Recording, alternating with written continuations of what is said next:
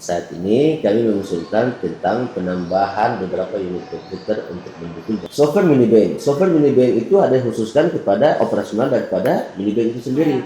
Lalu software untuk masuk perbankan syariah.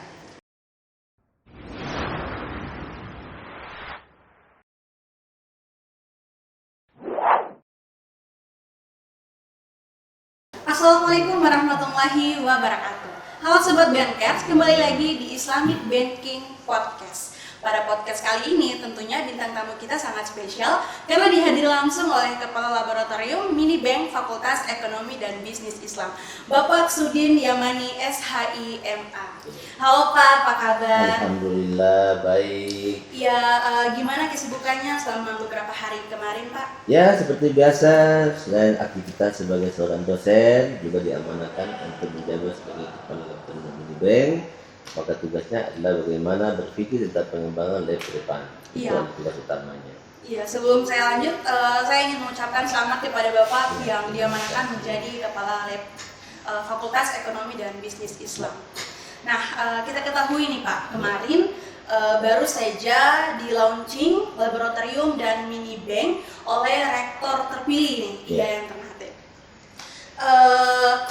Yang langsung dihadiri dan diresmikan sekaligus nih pemotongan pita langsung oleh rektor sendiri.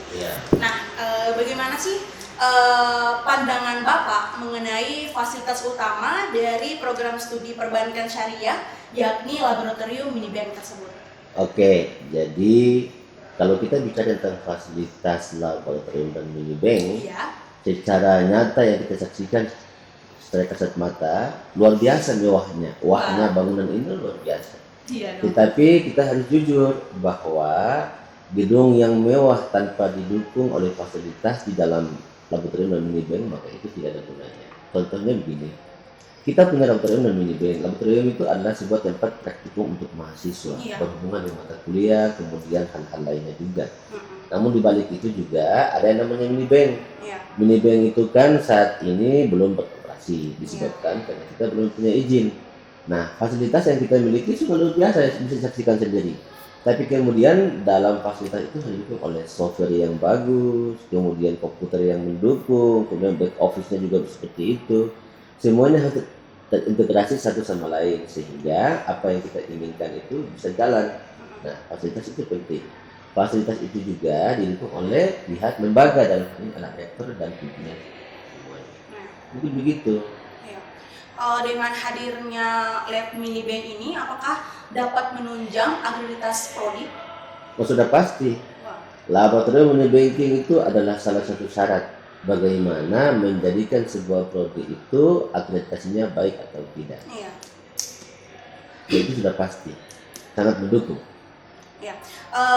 Gini Pak, dengan hadirnya dan di-launchingnya laboratorium minibank ke depannya, apakah dapat digunakan untuk membantu operasional kampus dalam hal ini untuk membayar UKT untuk mahasiswa, terus juga menanam saham dan juga membuat tabungan mahasiswa? Iya, jadi rencana jangka panjang bukan hanya di situ saja. Tapi tujuan utama pendirian minibank adalah sebagai tempat praktikum mahasiswa.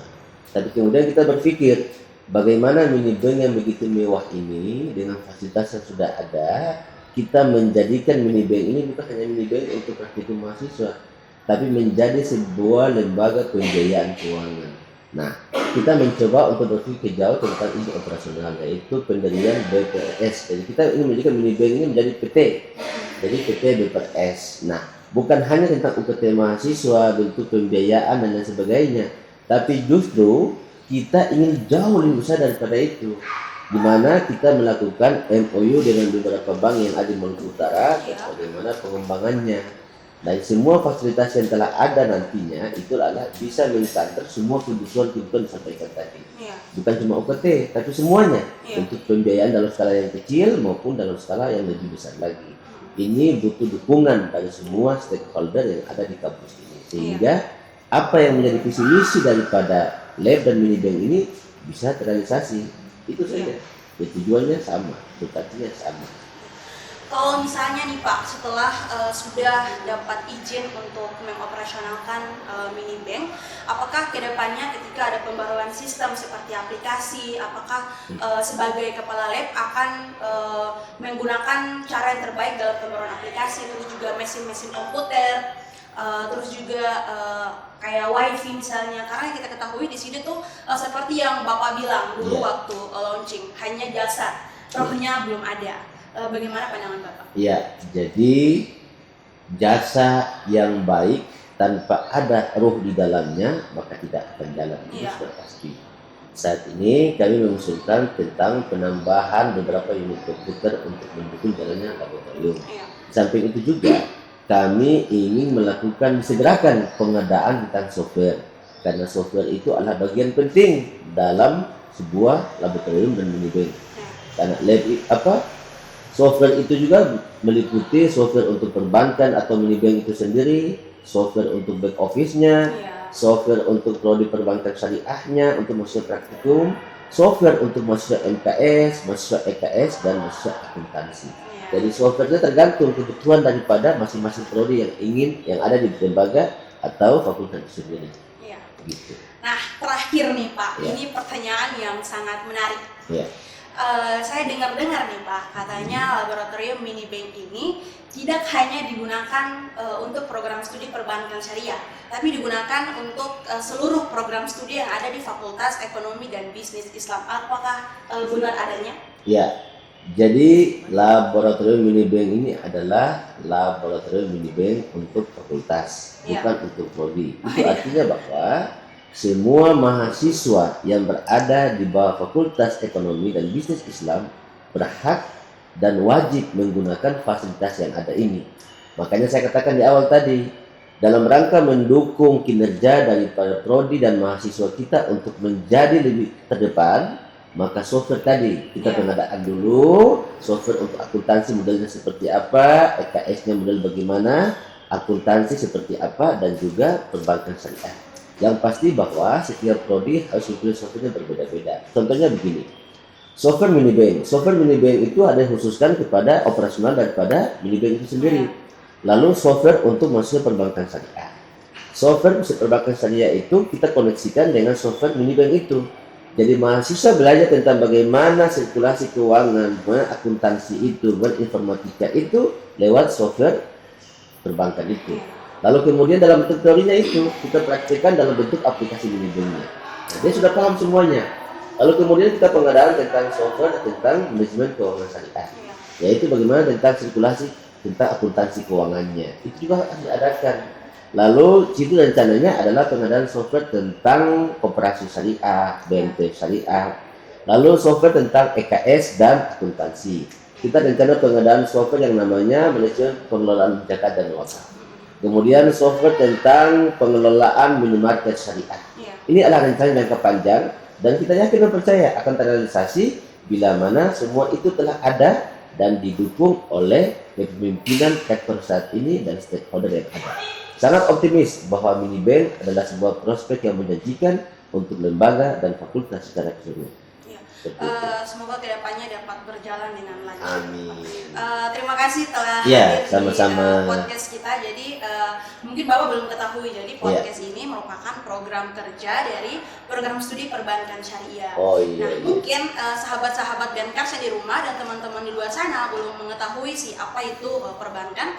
Kiranya Bapak dapat mengajak teman-teman di luar sana agar dapat bergabung kuliah di Ternate dan bergabung bersama kami di program studi perbankan syariah. Baik, hidup itu pilihan dan setiap pilihan itu membutuhkan sebuah pengorbanan. Fakultas Ekonomi dan Bisnis Islam di Ternate hadir memberikan sebuah solusi terbaik buat seluruh manusia yang ada di Maluku Utara maupun di luar.